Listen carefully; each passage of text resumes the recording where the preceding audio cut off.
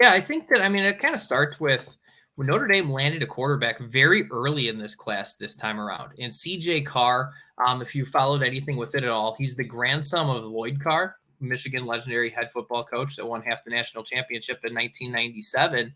But it's kind of funny because he had another grandfather that had Michigan ties. His dad was a backup quarterback at Michigan. And so the thought was kind of like, okay, well, with that last name, with that pedigree, it's just a matter of time until he's wearing the winged helmet and the maize and blue. And he was one of Notre Dame's first commits in this class.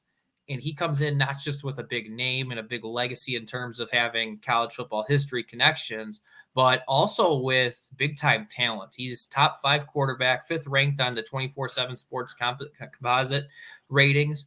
And just seeing him as an early enrollee. I mean, there's early enrollees, then there's these super early enrollees. And that's kind of what he is. Graduated high school early, already enrolled. So he's actually participating in the bowl practices leading up to the Sun Bowl. Not that he's going to get any snaps in that or get any playing time in that, but just to see him and see 18-year-old kid walk in and some of the things that you can't necessarily teach of like this incredibly quick release. And it's there's a long way to go before he ever takes a collegiate snap in a game and that part of it. But there is certainly excitement that comes along with that. And it kind of starts with having one of these elite quarterbacks, even with getting last year in the transfer portal and Sam Hartman, good quarterback. I don't think anybody's going to confuse Sam Hartman with being an elite quarterback that's going to be drafted in the first or second rounds in this. As you pulled up the list there a little bit, Cam Williams is a player that a lot of people are excited about. I think Rivals had him as a 5-star. And with that, he became the first 5-star receiver that Notre Dame was actually able to successfully recruit and get signed to a national letter of intent since Michael Floyd all the way back in 2008. So expectations are extremely high for him, 6'2", 190. The thing to know about him is just speed, speed, speed. That's something that Notre Dame's been lacking quite a bit. Kingston Vaiamu Asa from California, very highly coveted linebacker. Ohio State was one of his finalists as well. USC was in the running for him. And just from all indications, I mean, the comparisons are kind of there. Not to say that he's going to be as legendary in terms of what he produced as a player, but the comparisons are there of him as a person, him as a leader with Manti Te'o. And obviously, it's a long bridge to cross in order before you start to actually compare them as players. But in terms of leadership, in terms of what they're able to bring to the play, as they're kind of seen as recruits, there's some comparisons there. And then another name that you have up there on the screen, Bryce Young, defensive lineman from Charlotte Christian there in Charlotte, North Carolina. Maybe that last name is familiar because this has got to be the only class in college football this year that has 2 recruits in it that are sons of NFL Hall of Famers. Brian Urlacher's son, Kennedy Urlacher, a safety / linebacker in this class as well. So just kind of an interesting nugget there to kind of look at with this. But I think the thing that sticks out mostly to this, it's a complete class. It's a class that you look at positionally, depth at running back, depth at receiver, depths on both sides of the line, which are very important, depths in the secondary. And then also with it, it was one that, kind of like we touched on earlier, it wasn't a class that Notre Dame was trying to put together or put the finishing touches on for the last couple of weeks. It was one that they pretty much had.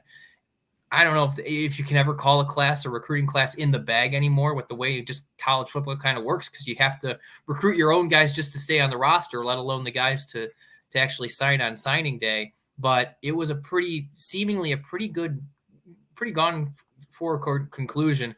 This is going to be what Notre Dame brought in, and it's kind of speaks to what Marcus Freeman said a bit yesterday as well. Nick Shepkowski joining us to break down Notre Dame's National Signing Day class and everything connected, meaning the transfer portal. You can catch Nick's work at Irish Wire. You see the Twitter handle /X right there for both Nick and Irish Wire.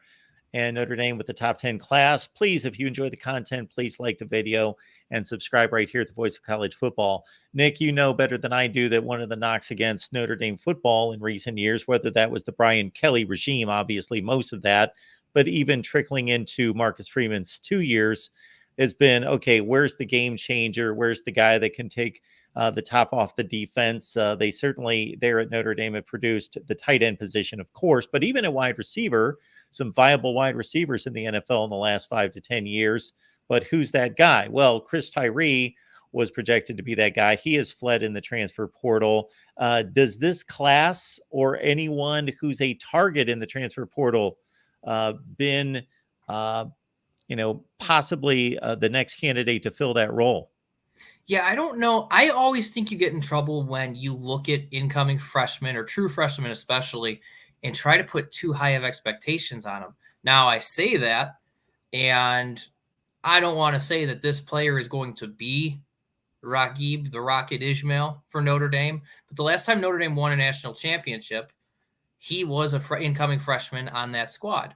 And he was an absolute burner, take the top off of a defense. And now college football has changed. Football as a whole has changed of throwing the ball downfield and how offenses have run since then. And Notre Dame's not lining up with the old Lou Holtz offenses full of backfields full of fullbacks and lead blockers quite like the same anymore. But Cam Williams is that guy that the speed is just supposed to be. Will Fuller was kind of that guy for Notre Dame, 2014, 2015, where he would take the top off of a defense. And many times Notre Dame would be in a crunch late, and it would be Will Fuller that there just simply wasn't enough speed on an opposing secondary to cover him. And Cam Williams is probably that guy for Notre Dame. Now, I don't think it's fair necessarily to just say, okay, you've been playing against 6A talent in the state of Illinois, go to University of Notre Dame and go and do this against Florida State next year, go and do this against USC next year, go and do this against Texas A&M next year and succeed and do great at it right away.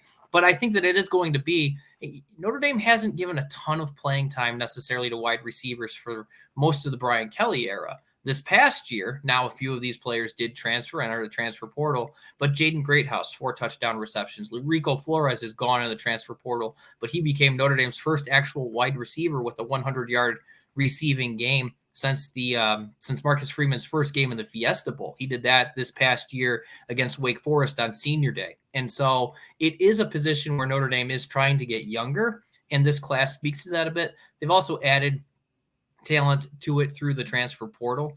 And so it's one where, yes, there were losses. There's a change at the wide receiver coach position. Chansey Stuckney, the old Clemson wide receiver, is out. And so long to him. But it will be interesting to kind of see how Notre Dame does this now, because so many of their wide receivers they're not going to take that top off the defense. They're going to be almost look like tight ends playing wide receiver, because there are these wide bodies, these big bodies that can create separation just based on strength, but not separation based on running by somebody. And so that should change with what this group of wide receivers should be entering 2024.